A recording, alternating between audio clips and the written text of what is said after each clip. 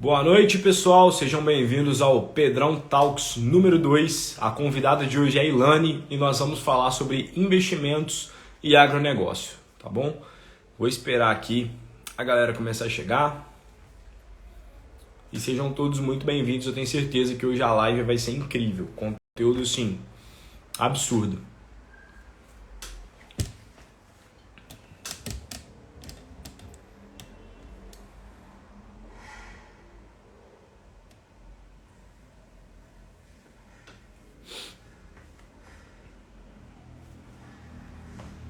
Nossa convidada já chegou, vou estar aqui convidando ela.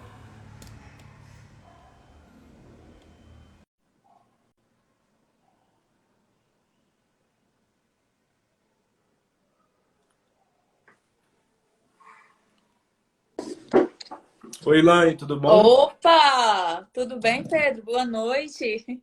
Boa noite. Tá me ouvindo bem aí? O áudio tá bom? Tá belezinha, Pedro? Deixa eu Que só ótimo.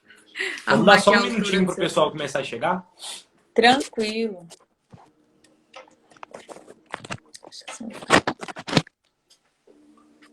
Queria mandar um abraço aí para todo mundo que já está entrando, ó, a Lara, Gabriel, Monique, Leandro, todo mundo. A gente já tem 20 pessoas aí na live. Pô, bastante gente chegando. E, primeiramente, Lani, gostaria de te agradecer aí por ter aceitado o convite de estar participando dessa live. Tenho certeza que vai ser uma live muito produtiva e que a gente vai dispersar muito conhecimento para a galera que assistir essa live, porque eu creio que, assim como eu, seu maior objetivo aqui no Instagram é espalhar conhecimento, é espalhar conteúdo. Esse é o nosso principal objetivo com relação à produção de conteúdo aqui. Mas, antes de mais nada, eu gostaria que você se apresentasse. Quem que é a Ilane? O que que você tem a ver com agro? O que que você faz, na verdade? Quem que é você? Bacana, Pedro. Eu que agradeço aqui a oportunidade, né, para falar sobre o agro, que é importantíssimo, né, para o nosso país. Então, vou falar sobre a minha paixão, né, por este setor e como tudo começou.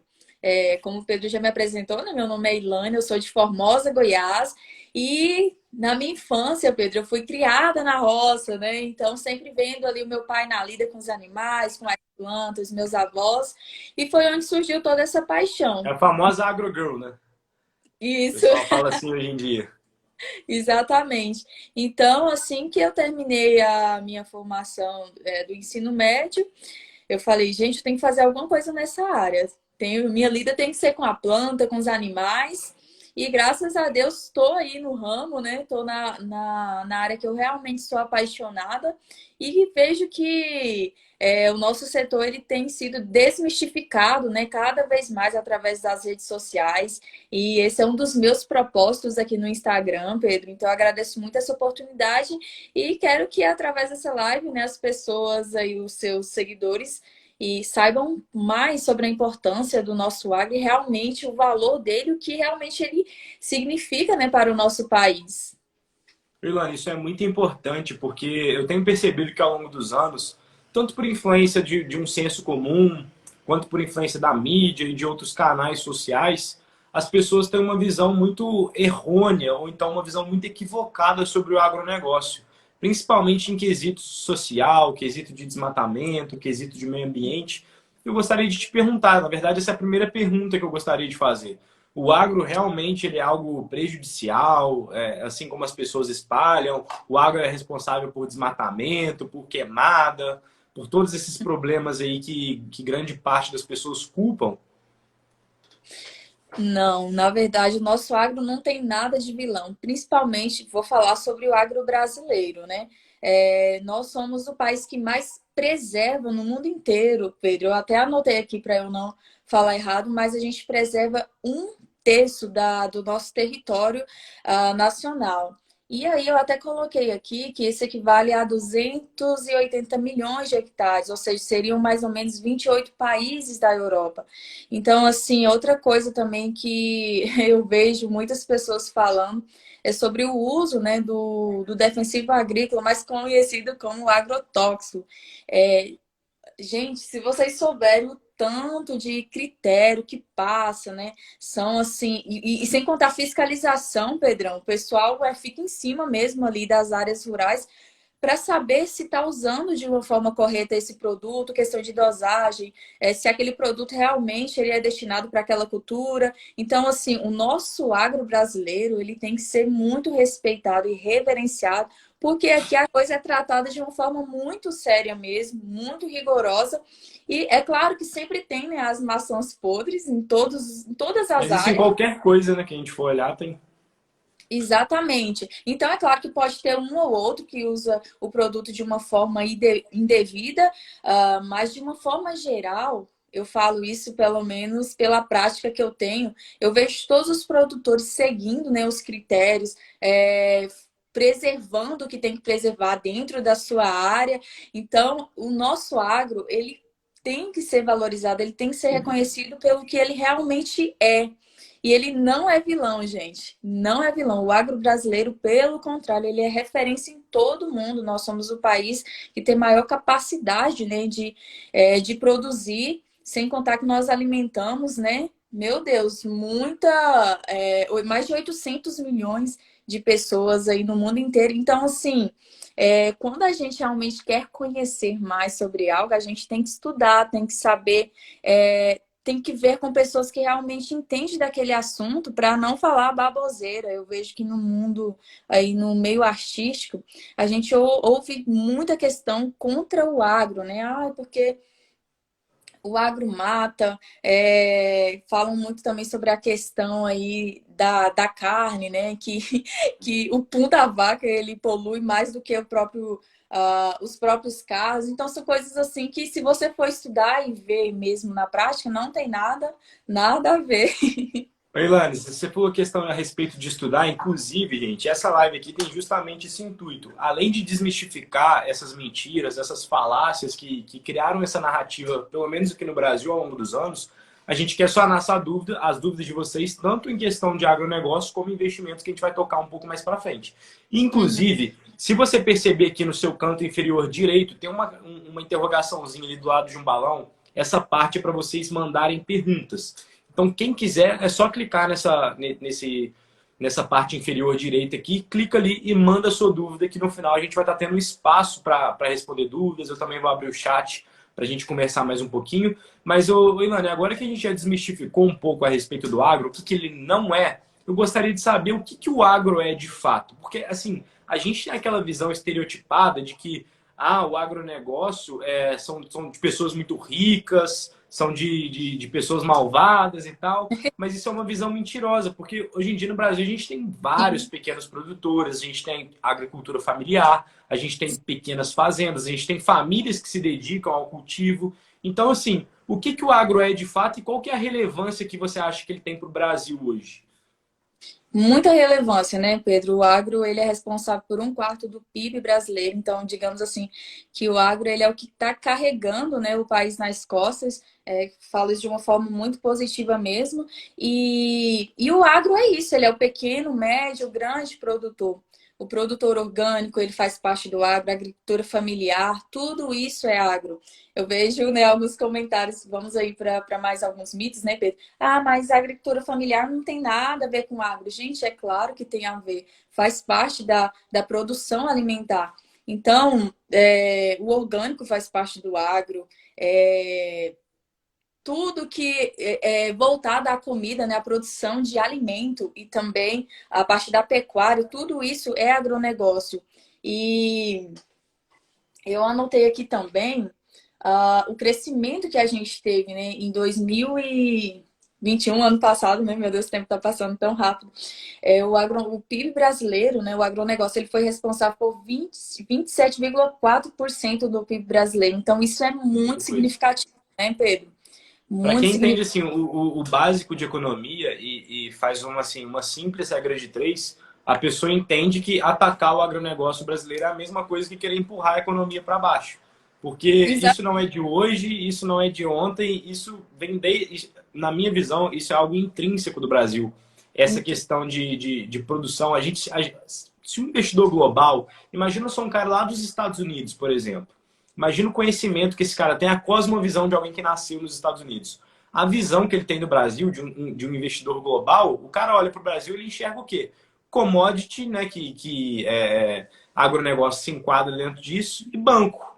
Bancos brasileiros são as únicas coisas que investidores globais olham aqui para a gente. Então, o cara está olhando para a Vale, para a Petrobras, para minério de ferro, o cara vai estar olhando também para trigo, para soja, para gado de corte. Inclusive, a Sim. gente é referência em gado de corte no mundo. O Brasil é o maior exportador de carne bovina do mundo e um dos maiores exportadores dos outros tipos de proteína. Mas em proteína animal, ninguém supera a gente, tanto em produção quanto em exportação. A gente é referência no mundo nisso. A gente tem várias empresas hoje que são referência nesse processo de gado de corte.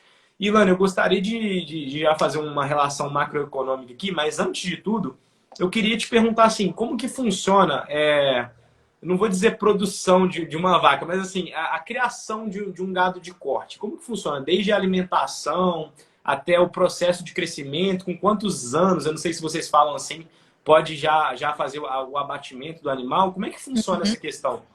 Eu vou falar de uma forma muito superficial, porque assim, eu sou mais da agricultura, né? Eu lido com alguns Aham. pecuaristas, mas a questão de manejo, assim, eu não vou poder te falar a fundo, porque né, eu posso falar alguma coisa aqui de forma equivocada. Mas assim, por exemplo, né, a soja, o sorgo, ele faz parte aí do alimento do gado, né?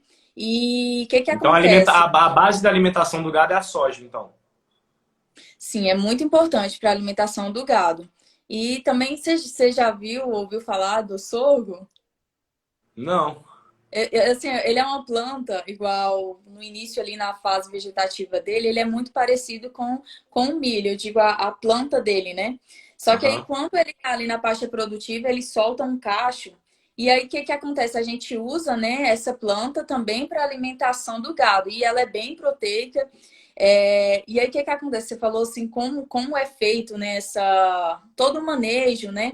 Vou falar assim da parte que eu atendo esses pecuaristas, né? A gente oferece, por exemplo, produtos que são minerais, né? Não sei se você já viu como é que funciona a questão da Não, alimentação. nunca vi. Eu tenho certeza que a maioria que não viu também. Se você puder explicar pra gente como se a gente fosse criança, assim, de 5, 6 anos aprendendo sobre água, porque a visão que a gente tem é completamente equivocada.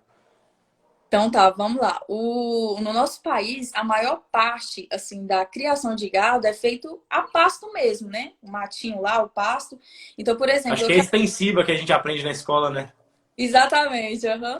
Então, o que que acontece? Igual eu trabalho em uma revenda de insumos agrícolas, então eu forneço sementes, né, que seria para a formação dessa pastagem, e também a gente fornece o mineral, que seria o sal, o sal mesmo, aquele sal branco, só que aí também tem.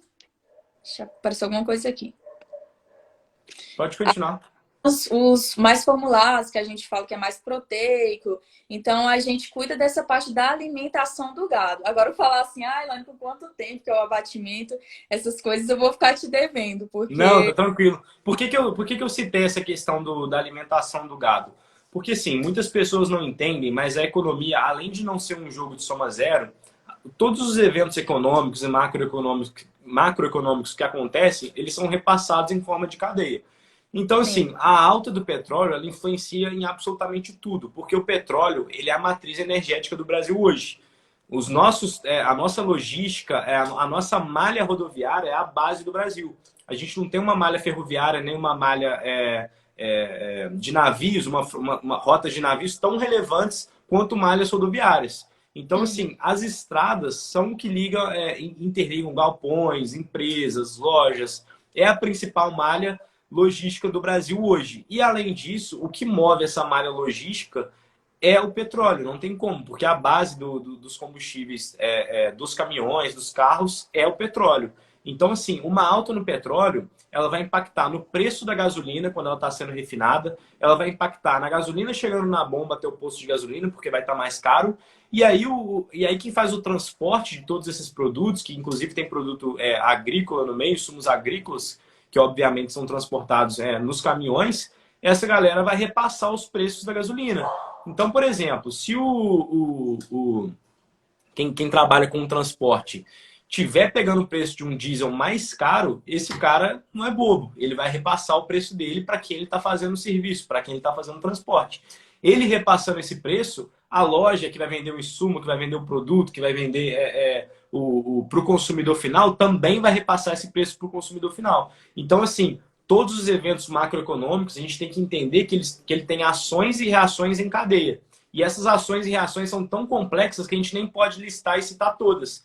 Mas a alta do milho, por exemplo, que é uma das bases para a alimentação do gado, ela influencia diretamente no preço do gado. Porque pensa só aqui comigo, imagina só que você é um produtor de gado de corte, pessoal. E aí a base para alimentação, uma das bases, né, um dos componentes para alimentação do seu gado é o milho. E o milho está num ciclo de alta muito grande. A gente fala ciclo de alta porque a Ilane vai saber falar melhor do que eu, mas o agro ele vive de altos e baixos. Então, por exemplo, vai ter ano que o milho vai estar mais em alta, vai ter ano que o trigo vai estar mais em alta, e a gente tem que levar tudo isso em consideração. Então, vamos supor que você é um produtor, né, pecuarista, e você tem gado de corte, e os seus custos ficaram mais caros. Por quê? Porque a base da alimentação do seu gado ficou mais cara, já que é uma base de commodity. E essa commodity, no caso o milho, está no ciclo de alta. A tendência é que esse produtor pecuarista ele repasse esse preço para o frigorífico, e o frigorífico, consequentemente, repassa para o mercado, e o mercado, consequentemente, repassa para o consumidor final. Então, olha só como uma alta de milho e petróleo, por exemplo, combinadas, já influenciam numa alta e impactam no preço de uma carne. Entende? Então, assim, as pessoas acham que quando a carne está cara ou quando algum insumo está caro, é culpa sempre do produtor, mas não é assim, né, Elane? Exatamente. Achei interessante você falar sobre a questão do consumo do milho, né? Do uso do milho para alimentação animal. E aí o sorgo, por exemplo, quando o milho está muito caro, né? Daí o pecuarista, vou optar aqui pelo sorgo. Só que o sorgo também está muito valorizado, né? Digamos assim. Então, tudo isso daí ele vai ser atribuído no produto final. É uma cadeia, né? Se encarece os insumos, se encarece para o produtor. Infelizmente, ali a gente vai sofrer aí com essas altas de preço no produto final, ali no mercado mesmo. Então, é igual a questão do arroz, Pedro. Não sei se você lembra, mas o ano passado teve uma alta no arroz, né? E aí, eu digo assim, por exemplo, o arroz de, sei lá, de R$ 10 foi para R$ 25. E aí a população começou a reclamar bastante, a sociedade como um todo, porque é um alimento base, né? Só que assim, você vendo como é produzido o arroz, você fala assim, caramba, eu pago barato ainda, A porque gente acha que é simples, né, cara? é muito trabalhoso, né? Surgiu até alguns memes aí, né? Um saco de arroz sei lá, é R$ 25, mas eu consigo sustentar uma família de 5 pessoas, né? E já você às vezes paga por uma caixinha de cerveja, né? Um valor até mais do que esse, e não reclama, né? Não é algo assim. Melanie, mas inclusive a economia capitalista ela nos propiciou todo esse aparato agregado que a produção das coisas tem. Então, cara, as pessoas. Olha só que bizarro hoje em dia, se a gente parar para pensar na complexidade das coisas.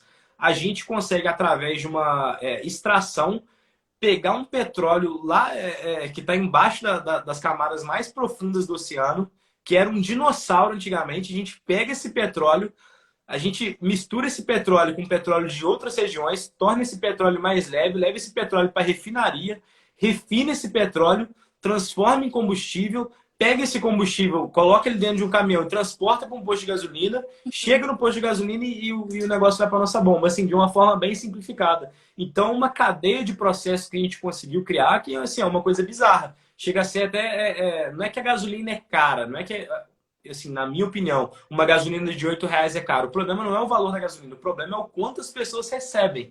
Esse é o problema de fato. Se as pessoas recebessem o quanto elas deveriam receber, o problema da gasolina não seria o problema. O problema a alta da gasolina não seria o problema, a alta do arroz não seria o problema, porque essa questão de arroz, gasolina, tudo isso que demanda um processo de mão de obra, de valor de produto agregado, são coisas complexas que só foram possibilitadas por conta desse trabalho em cadeia que o capitalismo propiciou. Então, assim, falar que o capitalismo é malvado, falar que os produtores agrícolas são malvados, falar que o agronegócio é malvado, são coisas que não têm, assim, tem absoluto sentido, não tem o menor sentido. E, Não Lani, eu queria te fazer uma pergunta agora que muita gente tem. Quais são, primeiro, né, quais são os produtos assim agrários mais relevantes que a gente tem de produção aqui no Brasil hoje?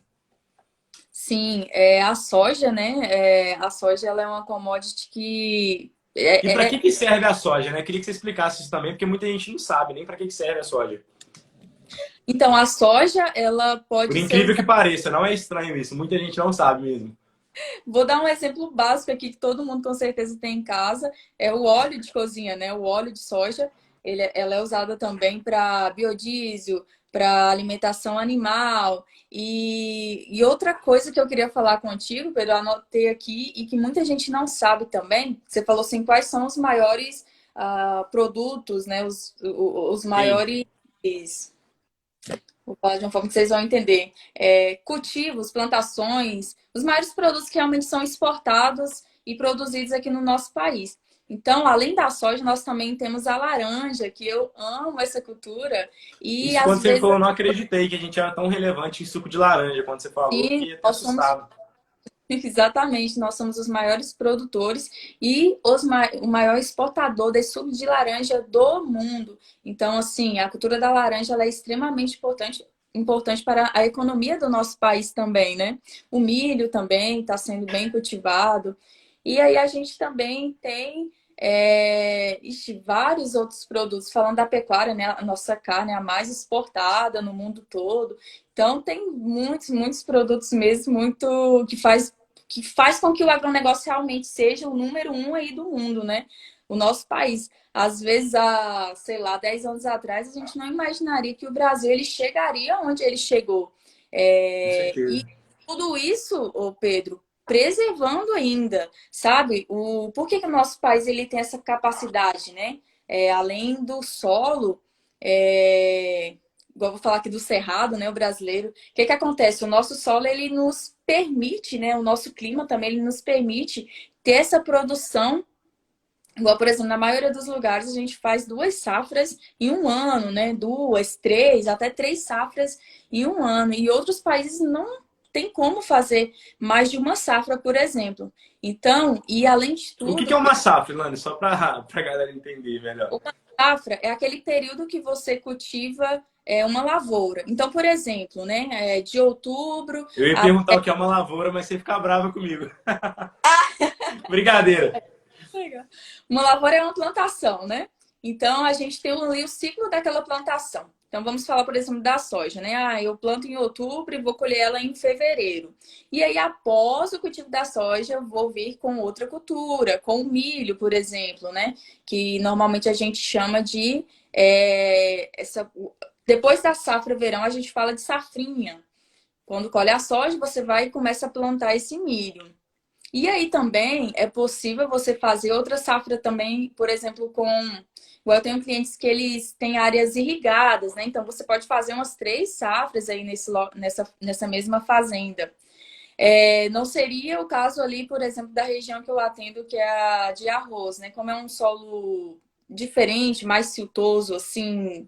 Vocês não vão entender esses termos, mas assim, é um solo que não permite outros cultivos, não vai ser bom para outras plantas, somente para É o porque arroz. até onde eu entendo, assim, na minha maior leiguice do mundo, acho que o cultivo de arroz tem que ser um solo bem úmido, né? Muito molhado, né? Sim, exatamente. E o siltoso, o que que acontece? Esse solo mais siltoso.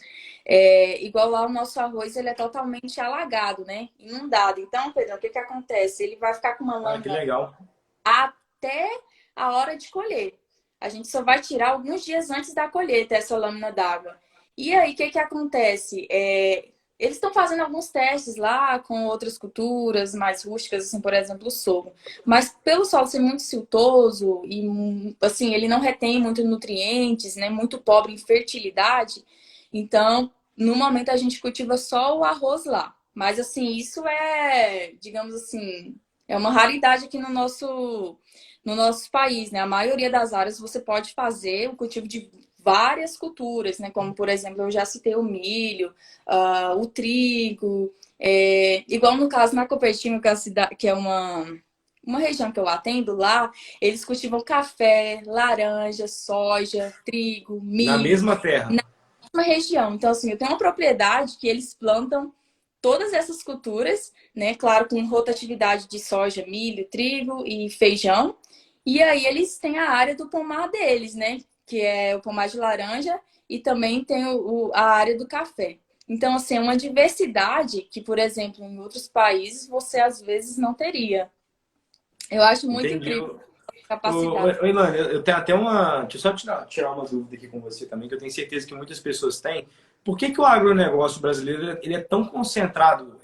Você até me corrige se eu estiver falando errado, mas por que que ele é concentrado aí no centro-oeste, no sul? Por que que tem essa questão? É por questão de clima, de solo, ou foi uma questão assim econômica mesmo que foi acontecendo e acabou por outros fatores juntando ali? Sim, é igual a questão do cerrado, né? O que que acontece? A gente consegue colocar o tanto. Vamos lá, eu tenho o solo do cerrado. E às vezes não. Esse solo, ele normalmente ele é pobre em nutriente. Então, o que que eu faço? Eu faço adubação conforme ele está pedindo ali, eu fiz ali a análise de solo e aí ele precisa de tanto por cento de potássio, tanto por cento de Aí que nitrogênio, entram os fertilizantes, que a gente vai falar depois. aí que vem os fertilizantes. Então, assim, a nossa capacidade de produzir é, por essa questão do solo e também o que, que a gente faz muita recuperação de áreas de pastagem também, Pedrão. Então, o que, que a gente faz? Hoje em dia a gente não está abrindo área nova para poder produzir, a gente está recuperando essas áreas pobres para poder produzir nelas. Além de tudo, a gente também está aumentando a nossa produtividade nessas áreas que a gente já produz. Então, por exemplo, um produtor que há 5 anos atrás produzia 40 sacas de soja por hectare, hoje em dia ele produz 60, 70 sacos por hectare. Então, assim, a gente está conseguindo otimizar em um mesmo espaço. Então, isso é incrível Entendi. que eu acredito que só no nosso país mesmo, sabe, que a gente tem essa capacidade. Muitos outros países aí não tem nem área de preservação mais, nem olhe lá a área para estar aumentando, né, para poder aumentar a produção. Ô, Então, por Ilane, isso. mas e com relação assim, à tecnologia, como que você enxerga isso? Pode completar o que você ia falar depois, mas assim, a gente tem aquele estereótipo de que pô, o campo são pessoas leigas, pessoas bobas, é um cara com uma enxada ali. A gente acaba que com a nossa convivência no dia a dia, como a gente não tem esse contato com o campo, a gente tem essa visão deturpada. Mas você acha que a tecnologia ela influencia muito no agronegócio? O agronegócio brasileiro ele é tecnológico de fato, se comparado a outros países? Como que funciona isso? Com certeza, a gente tem tecnologias de ponta para poder conseguir o aumento, né, dessa produtividade, o aumento dessa produção por área. Então, por exemplo, tecnologias como por exemplo, a soja transgênica, né? A soja transgênica, ela possibilita, né, esse aumento dessa produtividade, dessa produção e diminui também o uso dos defensivos, né? E a nossa tecnologia ela é referência, Pedro, com certeza, porque se não fosse a tecnologia, a gente não conseguiria produzir tanto. Então, o que que acontece? Tem muita gente que fala também contra, né, os transgênicos, mas não Aham. fala vacina, né? Isso eu acho engraçado. Mas, assim, é a mesma lógica. Por que que acontece? Essa biotecnologia, ela vai permitir o aumento dessa produção e também ela vai permitir a defesa dessa planta para algumas pragas, algumas doenças e alguns produtos também. Então, o que que acontece? Eu consigo diminuir o uso, né, de defensivos agrícolas uh, nessas plantas que são transgênicas e aumentar também o potencial de produtividade que ela tem. Então, eu vou explorar esse potencial que ela tem através da junção desses genes em uma mesma planta. Não sei se deu Cara, para. que legal, muito interessante. Não, assim, sua explicação foi muito boa. Então, assim, pessoal, só para dar uma recapitulada no que a gente viu que não é agro no Brasil, a importância do agronegócio, o impacto que isso tem na nossa economia, a importância das tecnologias, como funciona uma safra. E agora a gente vai entrar numa parte muito legal. Inclusive, tem um grande amigo meu aqui na live que eu queria chamar ele para entrar depois, que é o Carlos. Ele é especialista em fundos imobiliários. Depois eu gostaria, de chamar ele para estar aqui com a gente também. Por quê? Agora eu gostaria de mudar um pouquinho, virar um pouquinho a chave. Agora a Elaine vai escutar mais um pouquinho agora. Antes ela estava dando aula para mim de agronomia. Agora ela vai aprender um pouquinho sobre investimentos. Por quê?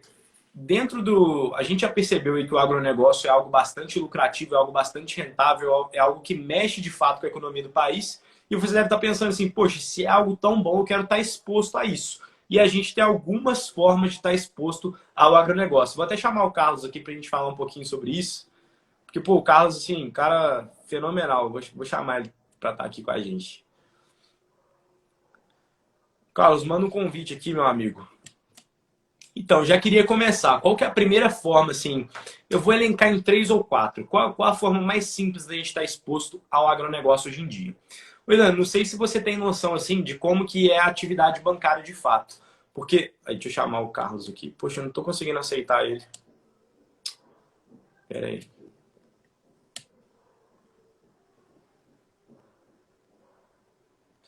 Ilan, não sei se você tem noção assim de como que funciona a atividade bancária, porque muitas pessoas não param para ter essa noção, para pensar a respeito disso. Mas o que um banco faz?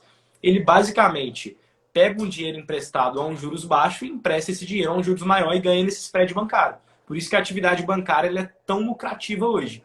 E dentro do banco, quando você vai investir, existem alguns tipos de investimento para determinadas coisas. Então, a gente tem o que chamamos em uma modalidade de investimento LCA, que é Letra de Crédito do Agronegócio. O que significa isso? Ah, Pedro, é uma sigla muito complicada, não vou entender isso. Não, é mais simples do que você imagina. Presta atenção aqui. O governo, qual que é o principal vantagem competitiva do LCA? O LCA não tem imposto de renda, tá? Você não paga imposto de renda, beleza? Essa é uma das principais vantagens. E aí, acho que o Carlos vai entrar agora. Fala, Carlos, beleza? Diga aí, meu amigo, boa Ô, noite. Carlos, estou explicando aqui para a galera a respeito de investimentos que estão atrelados ao setor do agronegócio. Estou começando aqui a falar para a galera de LCA e uma das principais vantagens do LCA é a questão de não ter que pagar imposto de renda, tá isento de imposto de renda. E eu queria que você já, depois que eu explicar sobre LCA, a gente falasse um pouquinho sobre Fiagro, que é um negócio muito interessante e eu tenho certeza que a Ilane e o pessoal que está aqui na live vai gostar demais. Mas, gente, só para voltar para o LCA aqui, o que seria um LCA então? O LCA é um título, tá? É como se fosse a gente emprestando dinheiro para o banco, só que esse dinheiro que a gente vai emprestar para o banco, obrigatoriamente vai estar destinado ao agronegócio. E por que ele é isento de imposto de renda? Porque o governo ele quer estimular o agronegócio no Brasil. Ele está estimulando os investidores a investirem no agronegócio. Então a gente tem que pensar assim, poxa, o banco conecta dentro da sociedade uma pessoa deficitária com uma pessoa superavitária. No caso, superavitário somos nós, investidores, que conseguimos investir nos LCAs a partir de 100, cento e poucos reais. E aí o banco pega essa grana e conecta a gente com pessoas aí, produtores rurais que querem empréstimo para uma nova safra, que querem financiar uma nova máquina. Então, obrigatoriamente, esse dinheiro do título LCA, ele vai estar atrelado ao agronegócio. Isso que eu acho tão interessante. Você investir em coisas que você acredita. Então, se você acredita no agronegócio, essa é apenas uma das formas que você tem de estar exposto. A outra forma que eu queria que o Carlos falasse para a gente, que ele é mais especialista, um dos... Assim, Carlos, não vou ficar enchendo sua bola não, mas assim, o Carlos é um dos maiores especialistas em fundos imobiliários do Brasil, tá? Ele tem vários alunos aí lá no Simpla Club, junto com o Rufino, eles fazem um trabalho super sério lá, por isso que eu chamei o Carlos, um parceiro próximo meu. Eu queria que ele estivesse explicando aí pra gente como que funciona esse Fiagro, o que é isso, se dá para estar exposto aí a fazendas, como é que rola, Carlos? Boa, meu. Primeiro, muito obrigado pelo convite, certo? Eu estava assistindo a live aí de vocês antes e falar assim que tanto no Fiagro quanto nos fundos imobiliários do agronegócio, todo mundo faz essa propaganda, né? De que o agronegócio é 1/3 do PIB do Brasil e tal. Então, assim, essa informação eu já estou meio que decorada, né? Porque toda vez que a gente tem que estudar, a gente lê, ó, é muito importante e tal. E até depois tem umas perguntas para fazer para a Ilane. Mas, basicamente, é bem como você falou, Pedrão. A gente está falando de um segmento muito importante para o nosso país e que é muito importante também que os investidores tenham acesso. E aí você já citou, a LCA é um jeito, a gente tem também o CRA, né, que é também um tipo de renda fixa que expõe o dinheiro ao agronegócio. A diferença é que a emissão deixa de ser bancária, como você falou, e passa a ser feita por uma outra instituição, né, uma securitizadora. O que muda mesmo é o FGC, né? É isso. O que muda mesmo é o emissor, mas o dinheiro ele vai parar no mesmo lugar, certo? E aí, falando um pouco de Fiagro, né?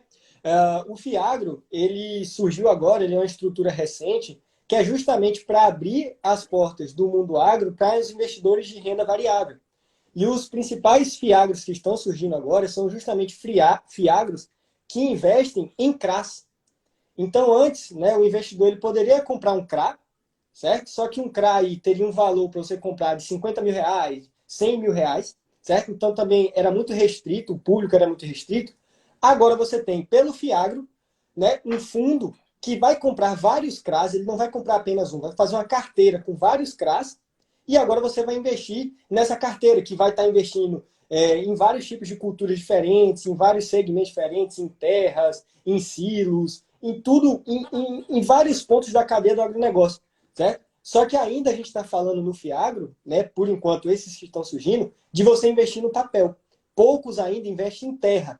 Aí a gente tem fundos imobiliários que sim, esses sim já estão investindo em terra, já estão investindo diretamente no agronegócio. E aí, se quiser, depois a gente fala um pouquinho deles. Cara, muito bom. Ô, Carlos, eu só queria explicar um pouquinho para a galera, porque sempre que a gente fala em investimento, todo mundo pensa em risco.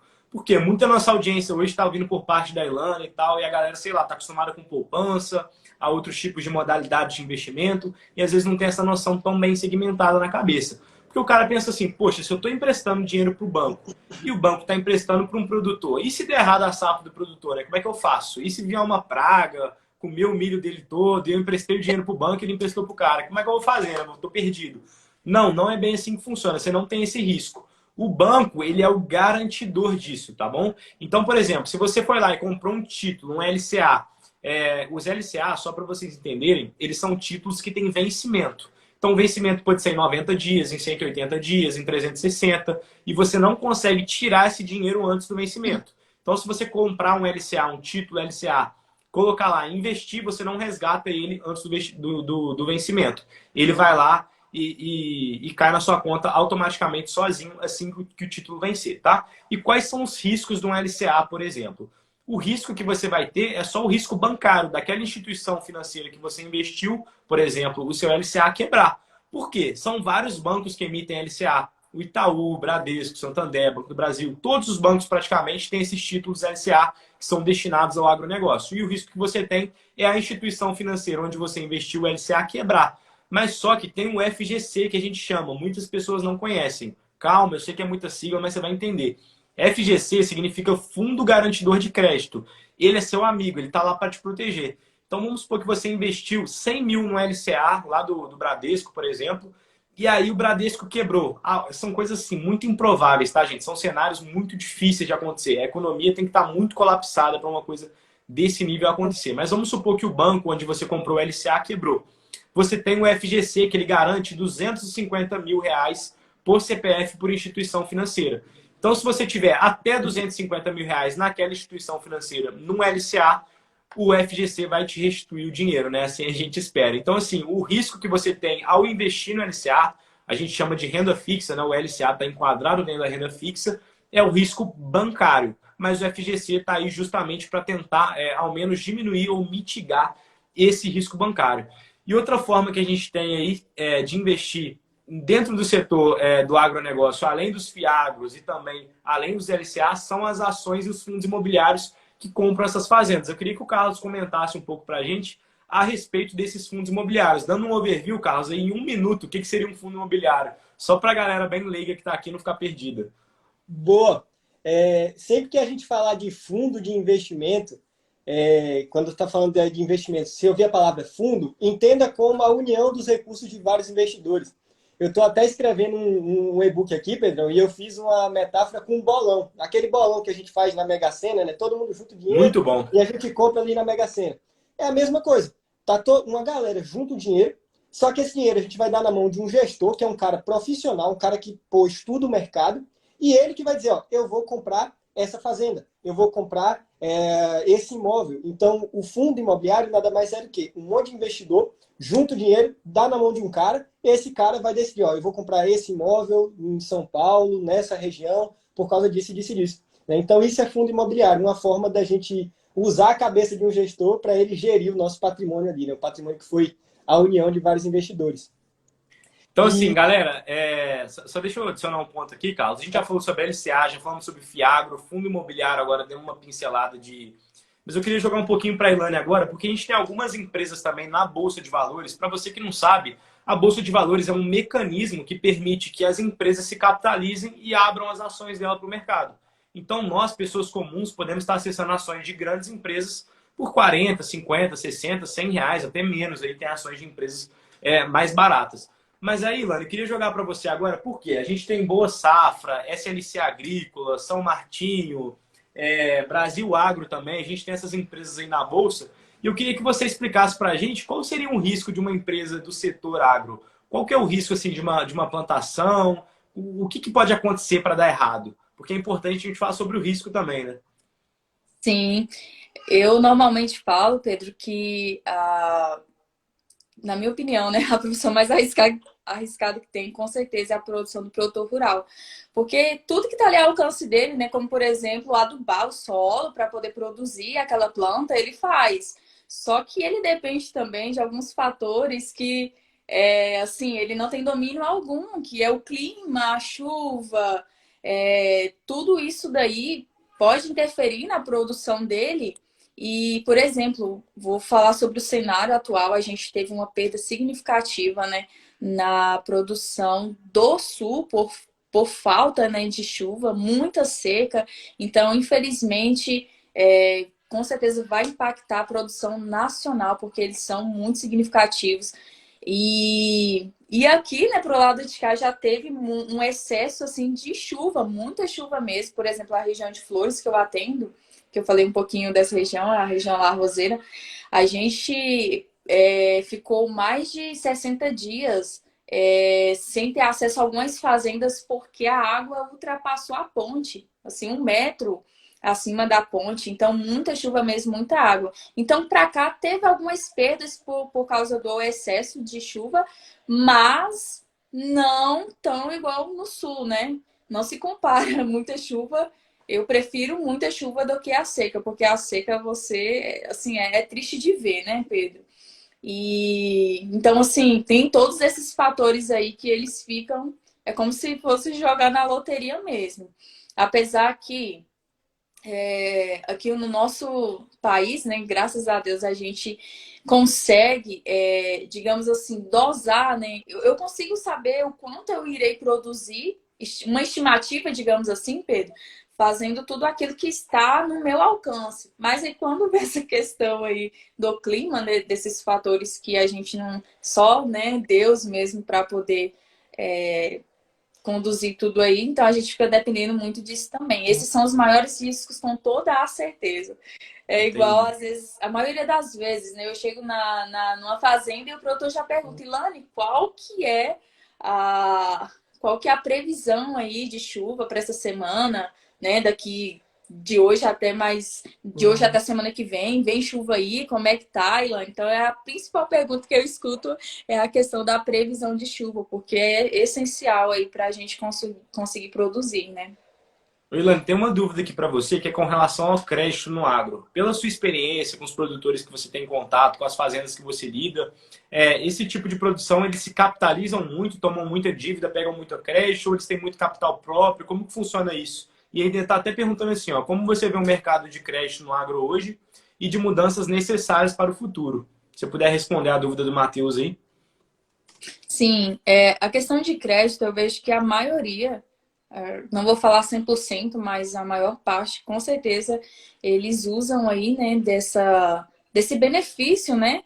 E igual, por exemplo, tem um produtor que eu negocio com ele, que ele pega um empréstimo com o banco para poder fazer a compra comigo, né? Por exemplo, uma compra de 2 milhões em produtos. E aí, de certa forma, não sei ao certo de falar a jogada que ele faz, mas se torna mais lucrativo para ele, sabe? Assim, é um bom negócio que ele faz. Então, ao meu ver, não E esse entendo dinheiro muito. que ele pega do banco vem justamente do LCA. Isso aí já é uma coisa que eu acho que você não sabia. É um tipo de investimento, então. Isso, esse é porque como que funciona? Quando alguém vai pegar dinheiro no banco, pessoa física, pessoa jurídica, produtor rural, alguém que quer financiar um imóvel, esse dinheiro vem de lugares diferentes. Quando um produtor rural, por exemplo, vai lá no banco e ele quer um empréstimo, ele quer se alavancar, ele quer produzir, Uhum. ele vai lá no banco e esse dinheiro que o banco empresta para ele, ele vem justamente desses LCAs que eu estava explicando no começo. Ele vem do dinheiro desses investidores. Que pode ser você, pode ser eu, pode ser o Carlos, pode ser o Matheus. Por isso que é importante a gente investir também em LCA em quem acredita no negócio, porque aí vai ter uma injeção de capital maior para esse tipo de pessoa, entendeu? Sim, e a maioria desses produtores, eles têm um patrimônio muito bom, né? Em questão de maquinário, de silo. Então, assim, eu vejo que eles estão sendo bem assediados também pelos bancos. Por exemplo, o Sicredi, não sei se vocês conhecem. Aham. Conhece?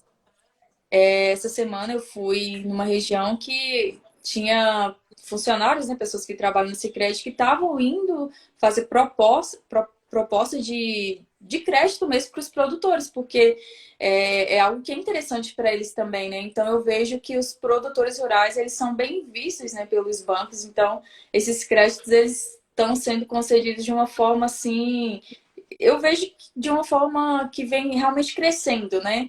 Não é uma coisa que. Não sei quais seriam as mudanças necessárias, né? O Matheus me perguntou, mas com certeza tem. Por exemplo, eu acho que vocês podem falar melhor para mim a questão do juro, como é que é, se é uma coisa que poderia, sei lá, mudar, Então, né? Ilana, aproveitando que você falou isso, aproveitar que já virou um bate-papo mesmo, o Matheus, ele trabalha numa grande instituição bancária e nada melhor que ele para falar sobre esses juros, como essa alta de juros pode impactar também na tomada de crédito do produtor rural. Inclusive, vou até chamar ele para entrar também, ele mandou um convite aqui. Aproveitar que já virou um bate-papo mesmo e, assim, tá sendo super produtivo. 4 pessoas feras aí, Matheus, beleza? Opa! Ô, Opa! Carlos, que Chegou o saudade cara de aí. você, hein? Quanto tempo? Vamos combinar uma live, Ilane, ó, um prazer, viu? A pergunta que eu faço, Ilane, Pedro, obrigado pelo convite. Pedro é mais que amigo também, sócio aí, tipo, produz muito conteúdo junto. Ilane, eu pergunto isso porque antes, eu tô agora no BTG Pactual, mas antes eu trabalhava no Santander e a gente emitia bastante crédito para produtor rural. Eu falo aqui do Triângulo Mineiro, de Uberlândia, região muito próspera no agronegócio. Tinha Pertinho muito daqui. cliente ali de Catalão, de Araguari, ali essa região toda que o agro é muito forte. E Sim. assim, você tem ideia, até Carlos, eu queria até conversar com você, a gente está no processo de uma emissão de CRA. A gente, funcionários, emitindo um CRA. E é um processo, cara, fenomenal. Imagina, Ilana, assim, você chegar numa propriedade do cara, aí você tem que fazer um desenho todo, porque você vai emitir uma dívida para o cara, né? E por que Uhum. que, assim, eu até fiz um comentário, hoje o produtor rural, principalmente médio, grande porte, ele pode Sim. ter uma estrutura para poder emitir uma dívida que é muito mais barata, às vezes, do que ele ir no banco e fazer um financiamento. E não só Uhum. mais barata. No mercado financeiro, a gente tem um negócio que chama duration, que é a linha de pagamento que ele vai fazer durante a dívida que ele vai rolando.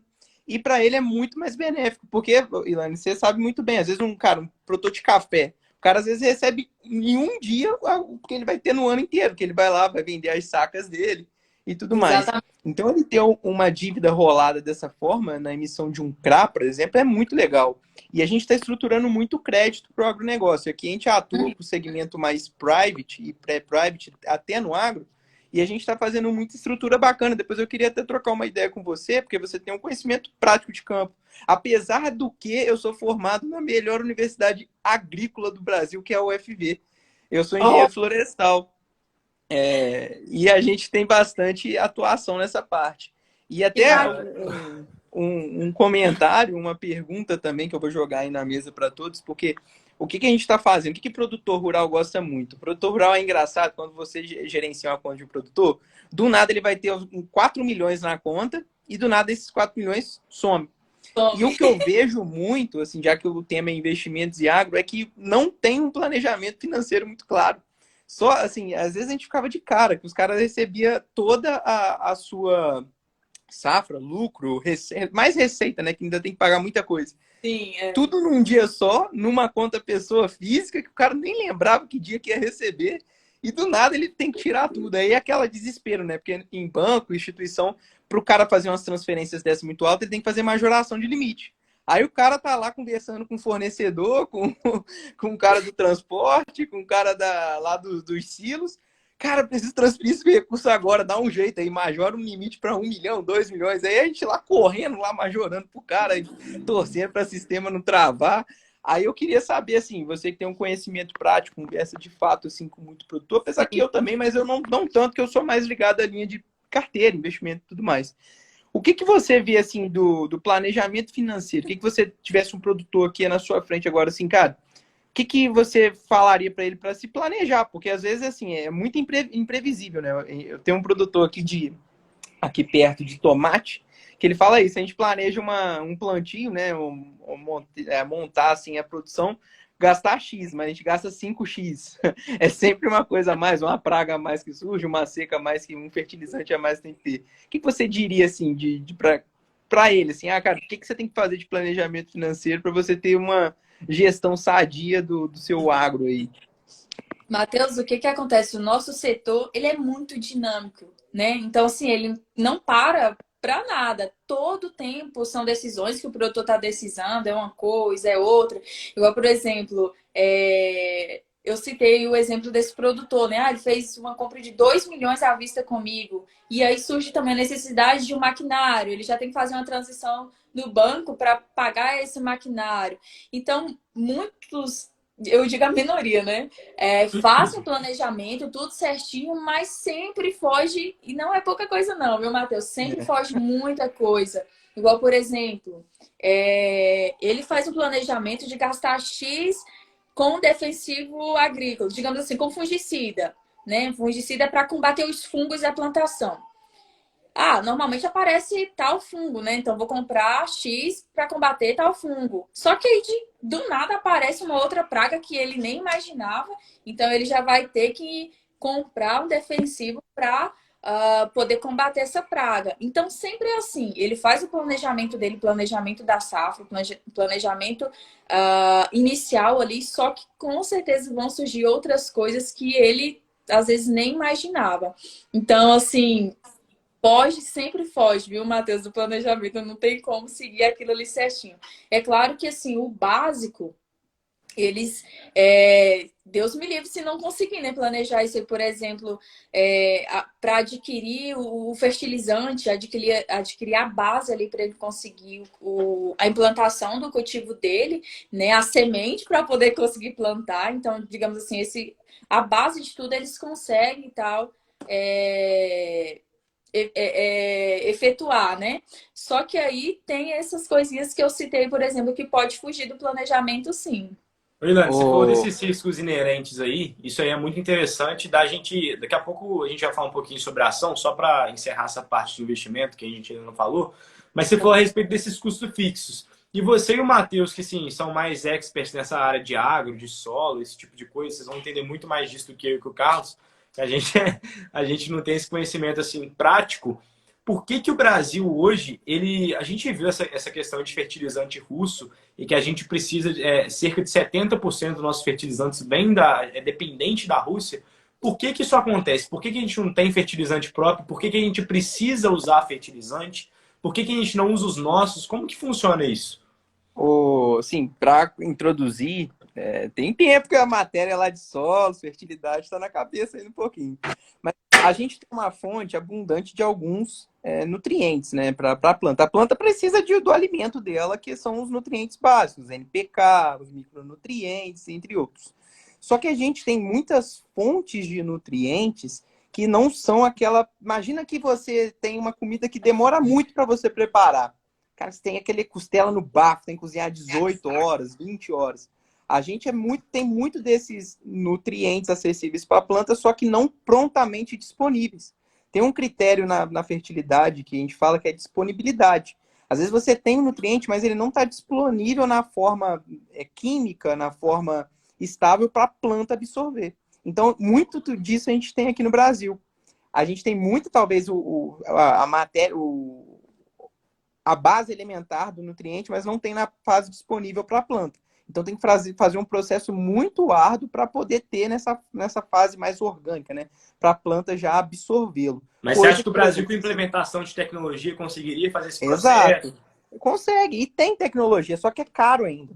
Ainda é muito caro. É muito mais barato, para você ter ideia, você trazer lá do Marrocos, lá da Rússia, do que você Mas isso produzir. a gente pode se focar tecnologia, investimento nesse sentido, a gente pode conseguir baratear isso e tornar acessível. O Brasil, ele consegue ser, não vou falar autossustentável, mas mais sustentável do que ele é hoje, se ele investir mais e transformar mais a sua matéria-prima em nutriente. Só que é um processo caro. Enquanto, assim, é uma coisa que no curto prazo o cara não vai fazer isso, porque é muito mais acessível ainda ele trazer. Só que com guerra, essas coisas podem se tornar uma realidade. Até jogo para a Ilane, por exemplo, potássio, que é uma baita nutriente que a gente precisa, até para as plantas é um macronutriente, um dos que mais se absorve. Aqui no Brasil a gente praticamente não tem.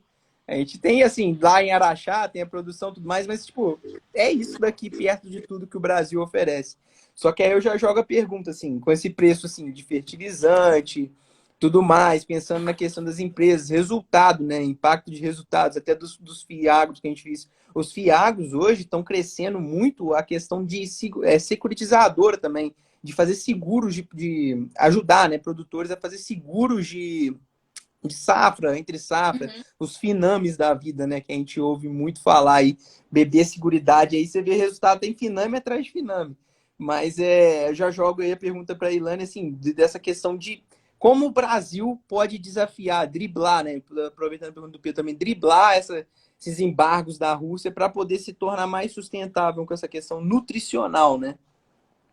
Sim, graças a Deus a gente não importa, né, esses fertilizantes somente da Rússia, né? Então a gente não depende da Rússia para poder importar esses fertilizantes. Inclusive a nossa ministra, né, a Tereza, ela Formada em Viçosa.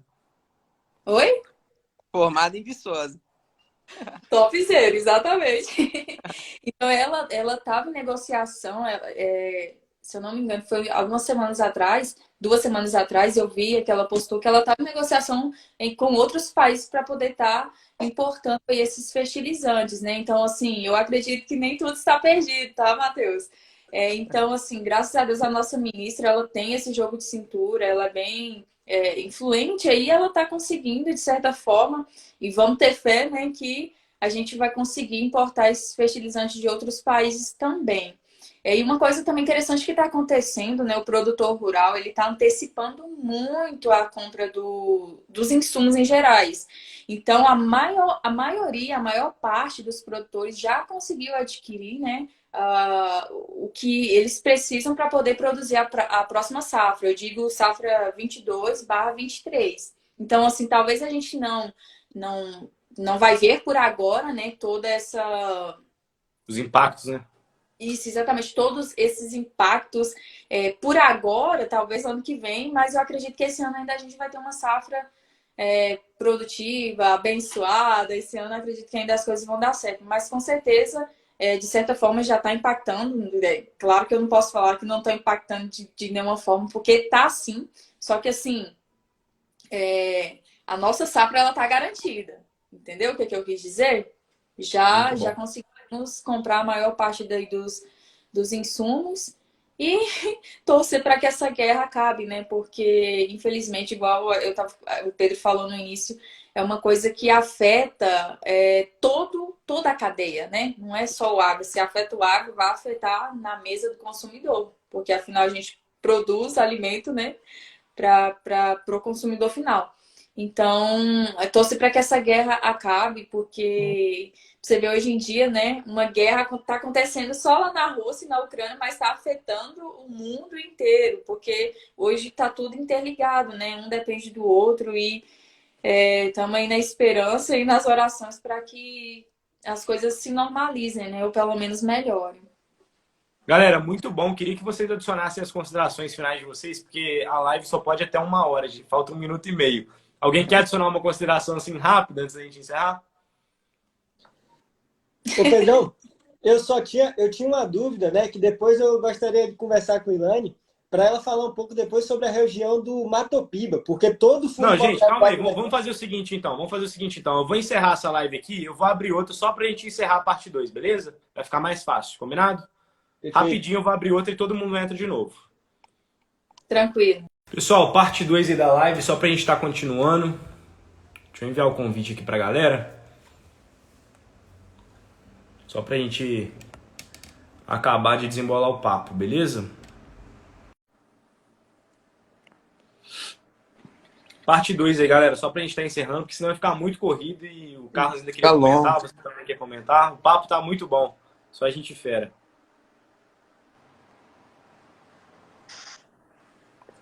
Só esperar a Elane entrar aqui de novo.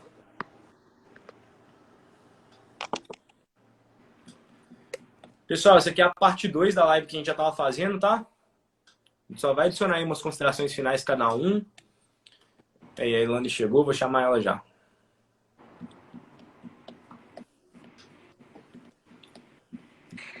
Oi, Elane, preferi fazer essa parte 2, senão vai ficar muito corrido, tá? Tranquilo. Mas pode, ô Carlos, pode continuar a pergunta que você queria fazer para a Elane. Boa, é coisa rápida. É só saber de Ilane, né? Porque todo fundo imobiliário do agronegócio que eu estudo fala da região do Matopiba. Fala com muito carinho de Maranhão, Tocantins, Piauí e Bahia.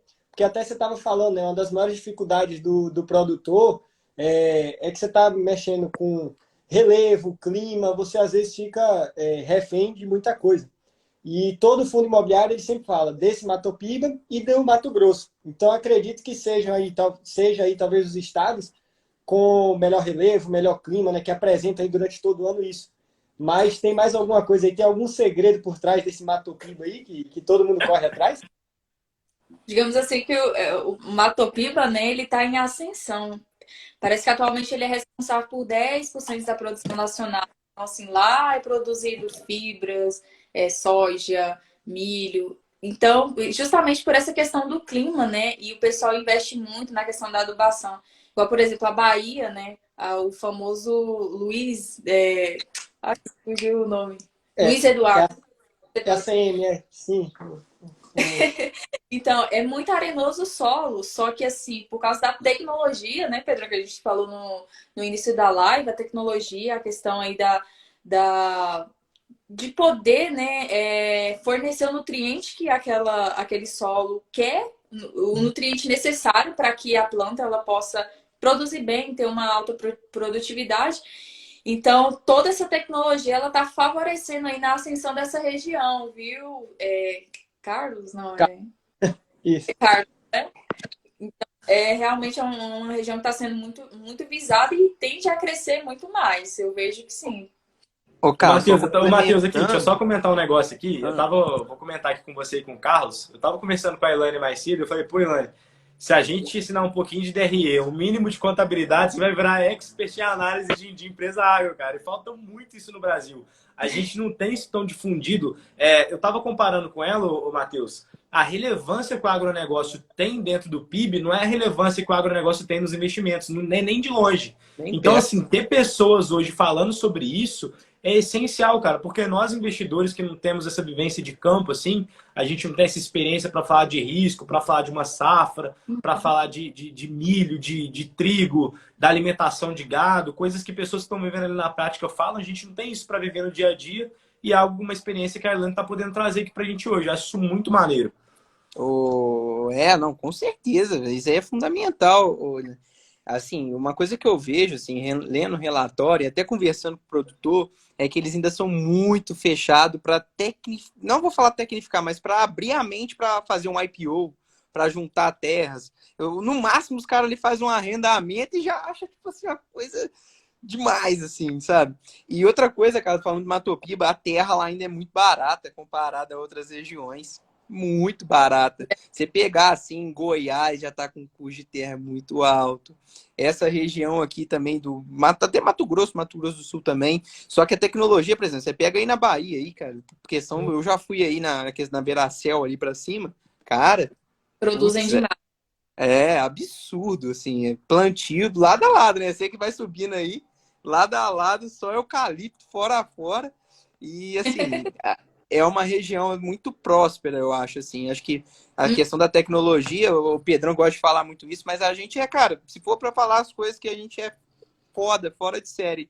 Aqui é tecnologia, caramba, manejo de solo, plantios florestais, cultura no agro, tudo aqui que nasce. Então, essa é o nosso diferencial, assim, em frente ao mercado. E trazendo uma consideração assim sobre o que o Pedrão falou, sobre bolsa, Ilane, se eu for te dar... Você fala de qual região, Ilane? Só para saber. Do Goiás, Formosa Goiás. Fica aqui... tá. Mas lá de cá. Eu tô aqui de Uberlândia, igual eu falei. Então, não é tão perto, mas dá para ir. Tá perto. Então, assim. Ô, Matheus, se você soubesse quanto que essa mulher roda por dia, meu filho, você tá perto demais, pra você ter ideia. Ih, ó. Não, mas ó, a gente tá montando igual eu falei, a gente tá montando umas operações estruturadas no agro, mas a galera do banco tá em Uberaba. Cara, tem muita coisa que dá pra você imaginar. Igual eu falei, Carlos, eu tô tendo a experiência de ver uma emissão de um CRA, assim, uma coisa que eu nem imaginava fazer na vida. Tô lá vendo o processo, como é que faz a avaliação. Aí você imaginar que de um CRA emitido um FII vai lá, compra para repassar em cotas para pessoas. É uma cadeia que nasceu lá do pezinho de soja lá da pessoa plantando até assim lá no home broker da pessoa que está investindo. Então eu acho isso muito legal. Então, se fosse para deixar uma consideração final, é isso. Vamos unir os conhecimentos, vamos trabalhar, vamos descobrir coisas novas. Pessoas de áreas diferentes trabalhando junto, vai ter um campo de visão diferente. Às vezes, por exemplo, um Carlos, que é um cara expert master em FI, com uma pessoa do Ele não agro, vai ter gosta que uma fala, não, ideia falei isso dele, ele ficou bravo, Matheus. vai ter uma ideia super diferente para captar um recurso para uma pessoa do agro, ou uma pessoa do agro vir para o mercado e vai falar assim, cara, vamos pensar numa operação estruturada que vai rentabilizar muito mais você. Então, eu acho que a minha mensagem é essa: unir conhecimento. Unir conhecimento faz as coisas progredirem e fazem as pessoas terem ideias assim, fora da caixa. Cara, com certeza, muito bom. Ô, Carlos, quer falar mais alguma coisa? Eu queria só adicionar um asterisco. O Matheus falou a respeito disso e eu queria que vocês ficassem com esse comparativo na cabeça. O setor agro, dentro do mundo dos investimentos, ele ainda é muito pouco desenvolvido, ainda tem muito para crescer comparado ao tamanho que ele tem em importância para o Brasil, em relevância para o Brasil. Para vocês terem ideia, a Boa Safra abriu capital tem um ano só. E já está demonstrando resultados muito bons para o mercado. Eu estava mostrando o release de resultados para a Elaine da Boa Safra. Ela ficou encantada com os resultados, que dá para ver a questão do raio-x mesmo da empresa, de como funcionam as operações. E assim, eu acho que esse é o nosso principal objetivo. Passar conhecimento para vocês com campos de visões diferentes. E é isso, sem dúvida, que faz vocês serem disruptivos tanto nos investimentos quanto para adquirir conhecimento. Carlos, quer falar mais alguma coisa aí, meu irmão? Não, Carol, só agradecer mesmo o convite, né, e a oportunidade de conversar aqui com toda essa galera e dizer isso aí mesmo que o Matheus falou, né? Pô, a gente está falando aqui, pegar um Risa Terract, né, que é um fundo imobiliário que investe no agro. Pô, ele investe em terras aqui, eu estava dando uma olhada, Sorriso, Mato Grosso também, que é uma terra muito famosa. Aqui tem Bom Jesus, aqui na Bahia, Campo Verde também no Mato Grosso, Balsas, Maranhão. Então, olha que beleza. Você tem um fundo imobiliário que você consegue comprar com R$ 100 e aí todo mês ele vai te gerar um dividendo, ou seja, vai te gerar um aluguel e nisso você está investindo em terras, você está ajudando a financiar um produtor que tem aqui, ó, soja, milho e sorgo, outro, soja, milho e algodão. Então olha que beleza, tipo, todo esse caminho que o dinheiro percorre, um cara está financiando, esse cara vai botar o alimento na nossa mesa, enquanto isso você está recebendo dividendo aqui e está feliz também. Eu acho... Mercado financeiro é lindo e o agronegócio muito mais. Então, é isso aí.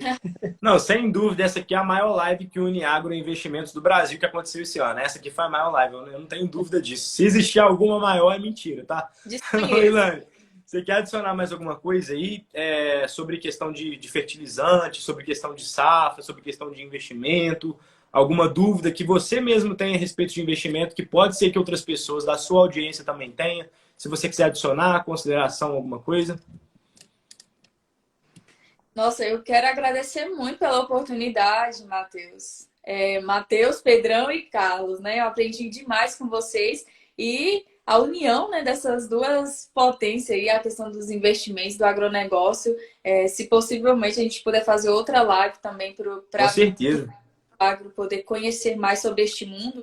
Igual eu comentei com o Pedro mais cedo, né? Eu tenho interesse, né, em ser um investidor, em realmente conhecer a fundo o mundo dos investimentos. Muita vaga aberta para gerente agro em banco, ó, muita, ó. Imagina essa menina, Matheus. Ó, tô falando, tô dando a dica, ó, e ganha bem, tá? Ganha bem. Quem sabe, né? Atualmente não me interessa muito, eu sou aquela que não gosta muito daquela coisa monótona, sabe, Matheus? Ixi! Ela é da roça, Matheus. Ela foi criada na roça. Eu sou da roça. Depois a gente conversa, vamos ver. Então, assim, essa live para mim foi um ganho incrível. Eu tenho certeza que para os meus seguidores também. E para qualquer dúvida, no que eu puder ajudar, estou à disposição. E Turma, vocês são fera mesmo, viu? Eu tenho certeza que muita gente despertou aí e virou essa chave, né? Que às vezes nem sabia que tinha, para o mundo dos investimentos. Cara, muito bom. Queria agradecer, assim, é muito difícil a gente ter essa oportunidade. A internet propicia isso, de juntar quatro pessoas, assim, de campos diferentes, pessoas que têm conhecimento diferente, visão de mundo diferente, trabalham com coisas diferentes.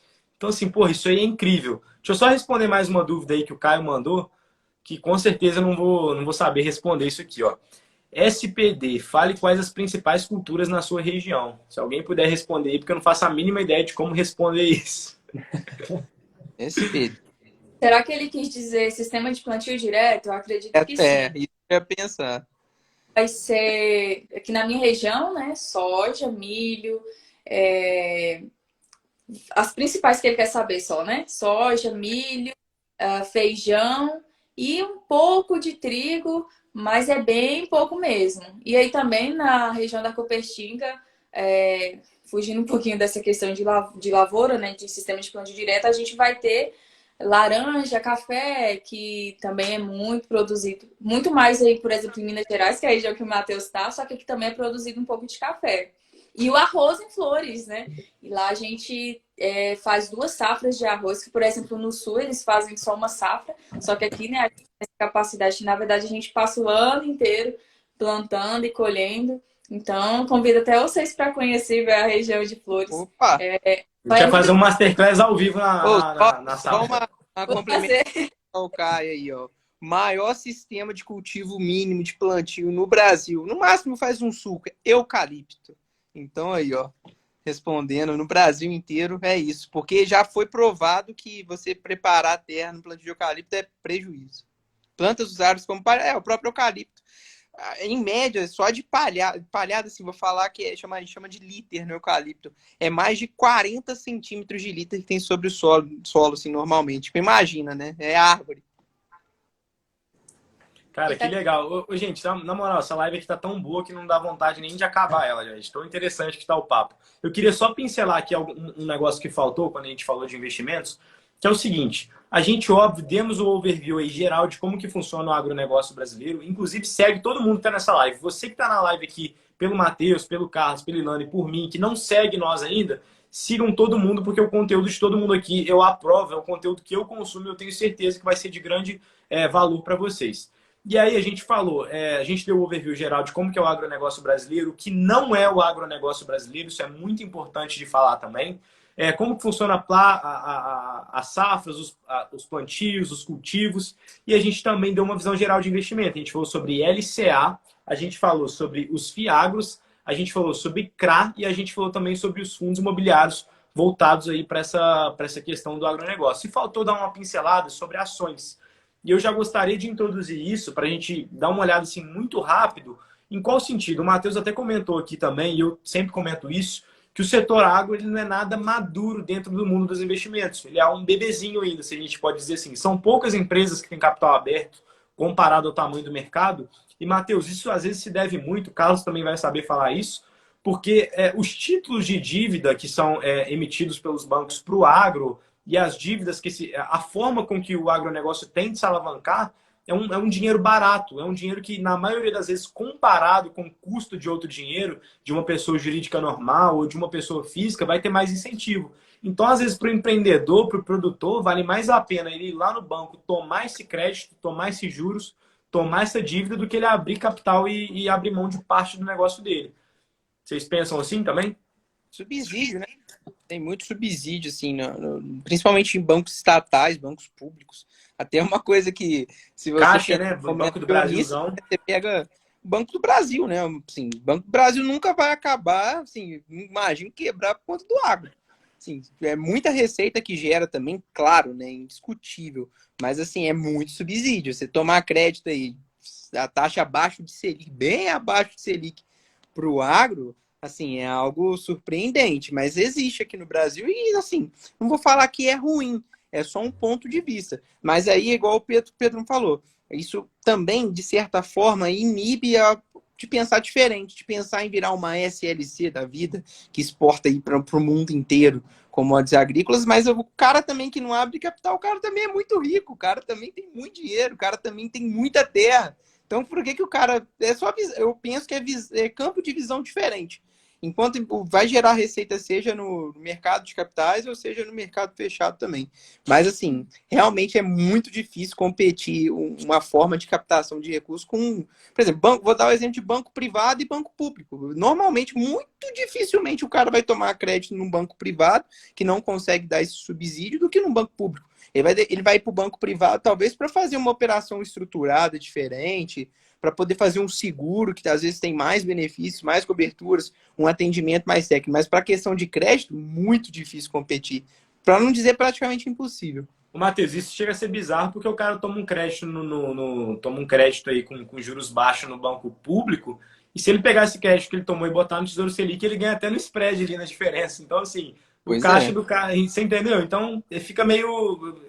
Não tem incentivo para o cara ir para a Bolsa de Valores e para o mercado de capitais. Aí a Ilane talvez vai saber responder, mas quando normalmente ele pega esses créditos, eles têm que dar muita garantia. O produtor rural tem que dar muita garantia de safra, garantia de produção, garantia de várias coisas, até para ele tomar esse crédito, ele tem que ter essa justificativa de produção, porque senão ele não consegue tomar. Mas assim, no sentido literal das coisas, se você assim, vai abrir um CNPJ no agro aí, vai tomar crédito aí, vai investir no crédito. Não, muito bom, muito bom. Gente, alguém quer falar mais alguma coisa? Que eu já estou partindo para o encerramento. E se alguém tiver qualquer dúvida aqui, manda para a gente que agora é a hora da dúvida. Inclusive, se vocês quiserem deixar observações aí. Só um ponto nessa questão aí do crédito barato. Fundo imobiliário já se ligou nisso, já tem fundo imobiliário financiando o produtor, tem fundo imobiliário pré-fixando valor em terra, e aí você vê como realmente é barato, né?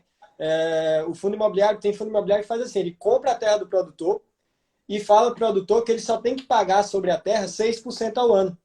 E aí depois, quando ele recomprar a terra lá, daqui a 10, 15 anos, se a terra valorizou 20% ao ano, 30% ao ano, que acontece no agronegócio, o produtor só pagou 6% ao ano. Então, realmente é difícil competir, porque até fundo imobiliário está oferecendo esse crédito barato. De novo, você cobra do cara 6% ao ano de algo que pode valorizar 15, 20, 30% ao ano. Então, em 10 anos, esse cara vai ganhar muito mais dinheiro só nesse financiamento aqui com o fundo imobiliário do que abrir um capital. Então, realmente é difícil competir. E os fundos imobiliários... é tech, agro é pop, agro é tudo, né?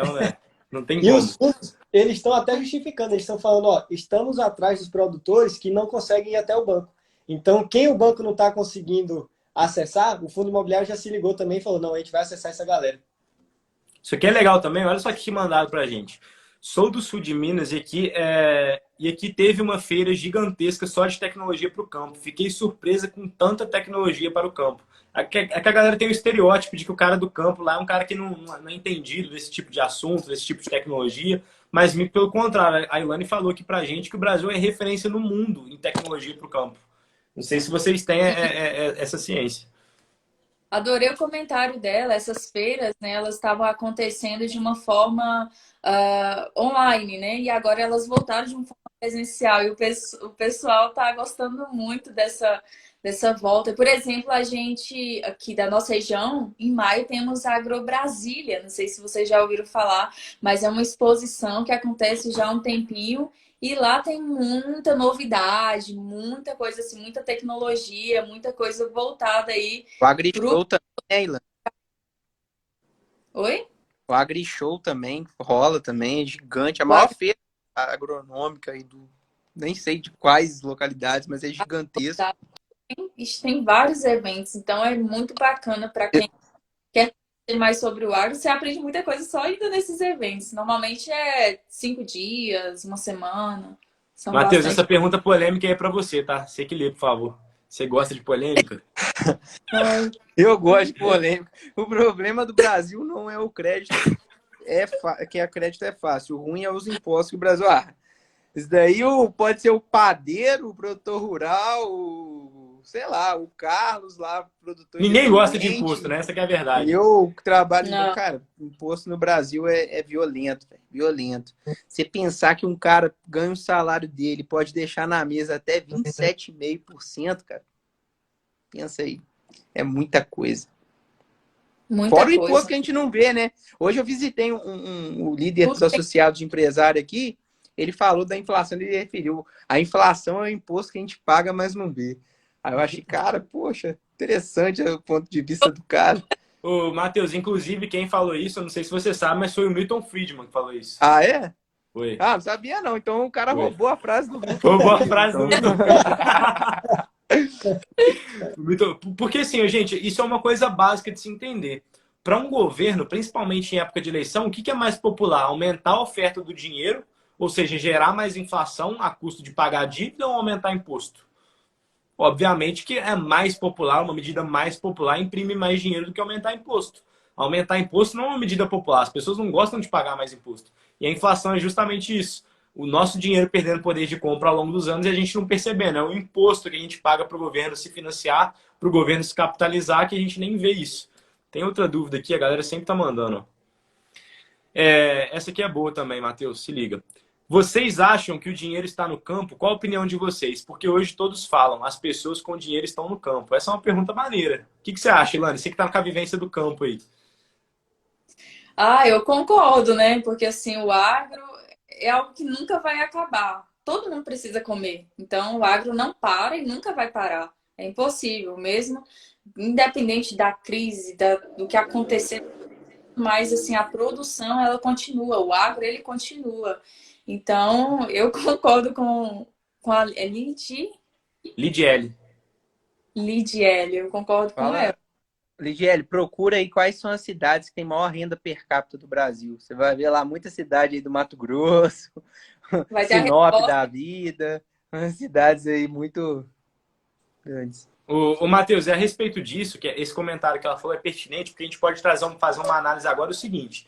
Imagina só se o setor de agro fosse mais maturado dentro do mercado de capitais.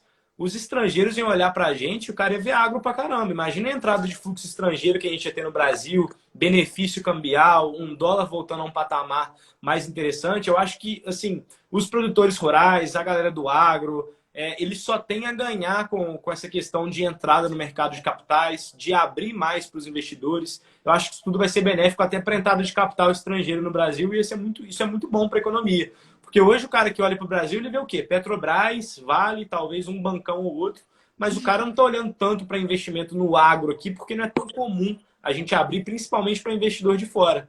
Então, talvez esse movimento aí que estão começando com os fiagros, com todo esse tipo de coisa, seja importante até para a entrada de fluxo estrangeiro aqui no Brasil. Com certeza. Seria muito mais fácil, né? O cara abrir lá, igual eu falei, abrir o home broker lá do fundo de pensão dele e ver uma empresa agro gigante e 2 cliques já está investindo na Matheus, empresa. essa dúvida aqui é boa. Eu sou um dos adeptos do veganismo, que estou aqui na live. Ah, Brincadeira. Mas, mas eu gostaria de saber, olha, a Gabi, gente, isso é uma pergunta, na minha opinião, tão óbvia, porque a gente tem que ter noção. Cara, eu tenho certeza que 80% do brasileiro comum não sabe nem o que é ser vegano. O cara ele não tem. Igual outro dia uma pessoa me mandou, Pedro, você acha que a M. Dias Branco pode ser afetado com essa questão aí de dietas low carb, com essa vida fitness? Eu falei, cara, que bolha que você tá vivendo. O brasileiro comum não tá preocupado com ser fit, não, cara. O cara quer o pão na mesa dele, quer arroz na mesa dele. O cara queria saber se a M. Dias Branco ia ser afetada pela questão dessa tendência fit agora. E eu acho que essa pergunta da Gabi se responde da mesma forma. Grande parte das pessoas hoje não sabe, mal sabem o que é veganismo, mal sabem o que é isso. Ou se sabem, não tem nem opção de fazer esse tipo de dieta, entendeu? Então, assim, não acho que... Qual que é a sua opinião sobre isso, Ilane? E Pedrão, só um ponto antes. Desculpa, Carlos. É só um ponto, é porque o agronegócio é agricultura e pecuária. A gente só falou de agricultura, né? A gente só falou de soja, mas o agronegócio também inclui pecuária, né? E o Brasil, eu não tenho certeza, né? É o maior exportador e produtor de proteína do mundo. Isso, eu ia falar, carne de porco, eu acho que a gente é segundo, é primeiro, aves também. Então, assim, agronegócio, tudo que isso que a gente falou também se aplica à pecuária e proteína tá dentro disso. É isso, né? e aí a gente tem empresa forte no mercado. Isso. Forte, sim. Grande. JBS, Marfrig, Minerva, Brasil Foods. Ó, tem outra. A galera tá mandando ver nas perguntas. Pois eu tô gostando, galera. Continua mandando pergunta aqui que a gente vai responder até acabar. Olha só essa pergunta aqui. O que vocês veem com esse avanço das tecnologias nesse meio agro? Acho que a Ilane seria a melhor pessoa para responder isso, porque ela tá com essa vivência aí na prática. Só o aumento, né, da produtividade, como eu disse aqui em um momento da live, o aumento da produtividade é em um mesmo espaço. Então, assim, a gente está otimizando, Sebastião, a gente está otimizando a nossa produção, aumentando a nossa produção, a nossa produtividade por área, né, por hectare, sem precisar abrir novas áreas. Então, assim, e a gente precisa, né, a gente depende da tecnologia para esse avanço. Então, ela só coopera, né, só colabora para o avanço aí das nossas atividades, das nossas produtividade. Perfeito. Tem outra pergunta aqui também da Francislene Souza. Ela mandou assim: opinião de vocês, tem que aumentar o compulsório para controlar a inflação? Tá tudo caro. Responde assim, Matheus, o cara das polêmicas. O Matheus tem uma opinião. Não, não, não, não. Agora falando sério, porque você tem uma Se opinião a fosse a respeito de. pergunta, o que que você acha Não, tô sobre brincando, tô brincando. Aqui, esse não, Matheus, mas eu tô jogando essa aí para você, porque você tem uma opinião muito definida a respeito de juros. Eu acho legal você responder essa. Obrigado. Então, assim, eu penso o seguinte, às vezes, na virada de um dia para o outro, você vai ver um efeito legal. Só que, cara, se você pegar no curto, até no curto e no médio prazo, você vai tomar uma porrada muito maior que se não tivesse feito nada, do que o próprio mercado se reajustando. É lógico, tem muito impacto de medida governamental, tem muito impacto de outras coisas, cenário macro, mas isso as pessoas costumam não entender, que às vezes não é culpa, sei lá, de um governo, ou às vezes é culpa do governo, quando a gente tem que apontar também. Mas muitas coisas acontecem porque, sei lá, problema logístico, por conta de, sei lá, uma guerra, por conta de uma pandemia, por causa de várias coisas. Então, assim, essa questão do intervencionismo é muito difícil, ainda mais se pensando num país emergente, que não tem uma estrutura econômica muito sólida, que tem trocas e trocas de gestão o tempo todo. Nossa Você matriz pega agora. logística é rodoviária e a motriz Pois disso é é. petróleo. Se o Brasil tivesse alternativas de logística, por exemplo, a logística impacta muito no agro, né, Ilana? Se você pensar bem, a maior parte Demais, do custo, uma boa parte do custo no agro é transporte. exatamente. O desperdício que tem no transporte de grãos, por exemplo, é absurdo. A quantidade de coisa que estraga em portos é absurdo. Eucalipto também, eucalipto, madeira no geral, a maior parte de custo de um plantio florestal é na colheita e transporte, devido a problemas como esse. Então, se você pegar assim, se a gente tivesse uma malha ferroviária mais próspera, mais atuante, a gente talvez não seria tanto impactado pelo preço da gasolina, por exemplo. Então, a gente tem que pensar num contexto macro, geral. Então, um intervencionismo compulsório, pensando no curto prazo para tampar o fogo ali com a mão, assim, igual quando tá pegando fogo, assim, um lugar que você vai bater na mão, assim, não vai dar certo. Você vai se queimar ainda mais se você pensar melhor. Então, assim, minha opinião é essa. Qualquer coisa que for fora do padrão, assim, para tentar controlar um preço de algo que é praticamente dificilmente se controlar, causa prejuízos maior no curto e médio prazo. Cara, muito bom. Inclusive, a galera tá faminta de live, velho. Ninguém sai da live. A audiência tá mantendo, tem quase 2 horas daqui a pouco. E tem outra dúvida aqui que mandaram pra gente. O pessoal não para de mandar dúvida. Quer perguntando a nossa opinião sobre o aumento do preço dos insumos agrícolas. Ô Caio, eu vou começar respondendo, mas depois eu vou jogar pra Ilane, porque ela tá vivenciando isso na prática, pro Carlos e pro Matheus também complementarem. Mas o que acontece é o seguinte, a gente está vivendo um ciclo de commodities. As commodities são ciclos, tá? Então, às vezes, as commodities estão num ciclo de alta, elas podem estar num ciclo de baixa. E os insumos agrícolas, em sua maioria, são commodities. A Ilane, ela trabalha com a venda e negociação desses insumos agrícolas, ela vai saber falar muito melhor do que eu sobre isso. Então, assim, essa questão do aumento do preço dos insumos agrícolas vem acontecendo por várias coisas. Primeiro, cenário macroeconômico que pesa muito. Então, esse conflito geopolítico entre Rússia e Ucrânia está pressionando, sim, o preço das commodities. E também a gente tem aquela questão de oferta e demanda. A gente está tendo uma recessão por parte da oferta e a demanda se mantendo estável ou aumentando. Deu ruim? Pode falar? E aí a gente tem essa questão desse saneamento, se eu posso dizer assim, dessa recessão por parte da oferta e a demanda segue estável, aumentando. Isso tudo foi justamente prejudicial para o preço dos insumos agrícolas. Então pode juntar inflação também, que deixou isso tudo caro no Brasil, conflito geopolítico e questão de oferta e demanda. Esses 3 pontos, na minha opinião, foram os que mais impactaram os insumos agrícolas. Então, anota. Inflação, no geral, está tudo mais caro e os insumos agrícolas não iam fugir disso. Questão de oferta e demanda e questão de conflitos geopolíticos. Se o Carlos quiser complementar mais alguma coisa que ele acha interessante nisso aqui. Não, Pedrão, era só para. O único complemento é como você está falando, né? Inflação tá alta e não tinha como os insumos surgirem disso. Eu posso falar com o Caio assim, Caio, material de construção tá uma loucura, velho. Assim, antes eu que mesmo. falo muito do mercado imobiliário, né? Pô, você construir um galpão que usa muito aço, né? Muito concreto, bicho, tá caro pra caramba. Então, assim, o preço antes você pagava vamos falar assim, 2.500 no metro quadrado, foi para 2.700, 2.800, ou seja, subiu aí 10% o custo de construção e aí, como o Pedro falou, tudo está subindo de preço, não é só os insumos agrícolas, aí vai de construção, vai para tudo. Gente, Cara, me tem perdoe, outra... tirar Não, rapidinho, é isso. mas eu queria fazer só um breve comentário sobre isso, o Caio, né? Uhum. Então, com certeza, né, essa alta aí que teve desde a pandemia, né, e infelizmente agora aí com a guerra que está acontecendo, vai afetar, infelizmente, né, para quem. Ilane, você consegue transformar isso para porcentagem? Você que está vivendo na prática, você tem noção assim, de quanto que aumentou os insumos agrícolas? Se foi uma coisa relevante de fato? Você já está sentindo isso assim no dia a dia hoje? A questão dos insumos, a gente tem, por exemplo, a questão dos herbicidas, que são os que mais estão sofrendo aí com as altas dos preços.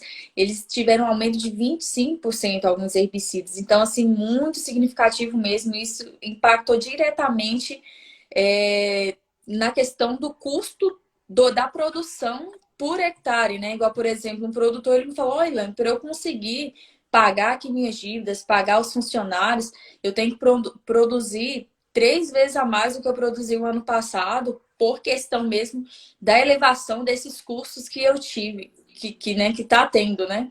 E aí ele comentando comigo, me mostrou lá tudo na planilha, porque ele é uma pessoa bem organizada, e aí ele me mostrou a diferença, né, que foi do custo dele do ano passado para esse ano, gente. Então, assim, e infelizmente a gente vai ver que isso vai aumentar ainda mais esses custos, a tendência é aumentar, porque alguma coisa ou outra ali a gente ainda está conseguindo fornecer para eles de estoques antigos, né? De preços assim mais em conta, que ainda a É o que gente você não falou, né? conseguiu. Talvez essa safra de agora não seja tão afetada quanto as próximas, né?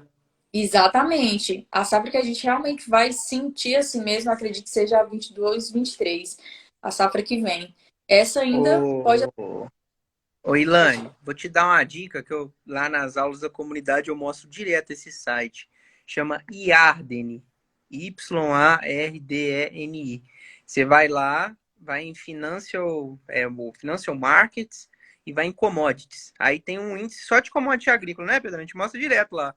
Aí tem uns gráficos, como é que estão as Inclusive, cotações. vamos deixar um convite para ela dar uma aula lá com a gente qualquer dia na comunidade, Ó, Matheus. Vai ser um bora, prazer estar bora. recebendo ela. A gente fala sobre o setor agrícola. Claro, claro. Pô, O muito Carlos também tem que interessante. dar aula de fundo imobiliário lá. Cara, muito bom Aí, estar com Vamos vocês. convidar.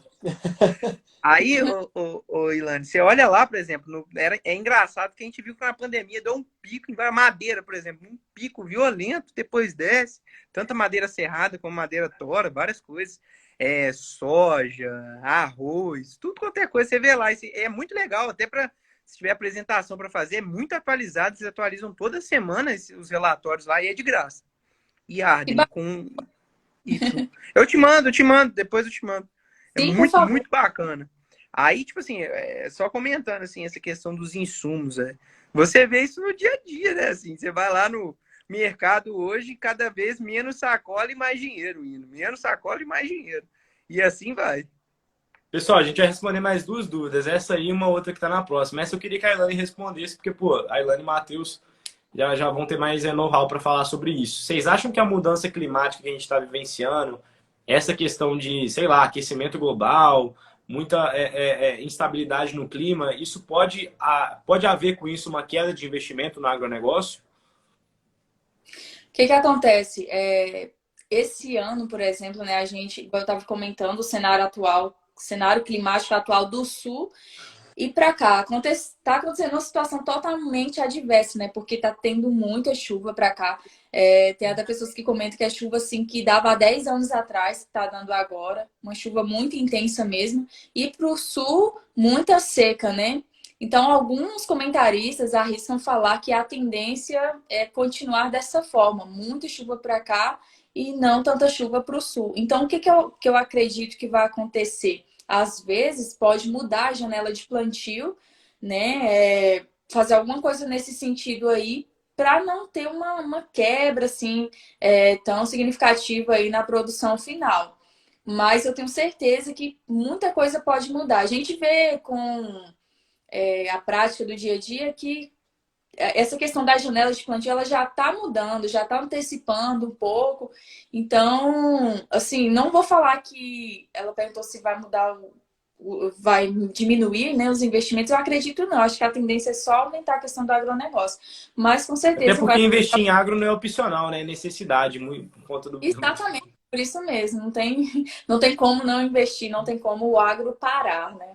Vamos para a O última pergunta aqui Brasil. agora. Antes da Só um gente... Pode comentário falar. só. O Brasil ele era muito ineficiente no agro anos e anos atrás. Só desmatava, plantava. Desmatava, plantava, abandonava a área. Desmatava, plantava, abandonava a área. Então, igual a Ilane só teve um comentário no meio da live que eu achei muito legal, que a questão Brasil está produzindo mais com menos hectares, né? Então, assim, isso é muito bacana. Sustentabilidade, questão de recurso, para todos os lados é bom isso. E essa Sim. questão essa comparação também é legal, viu?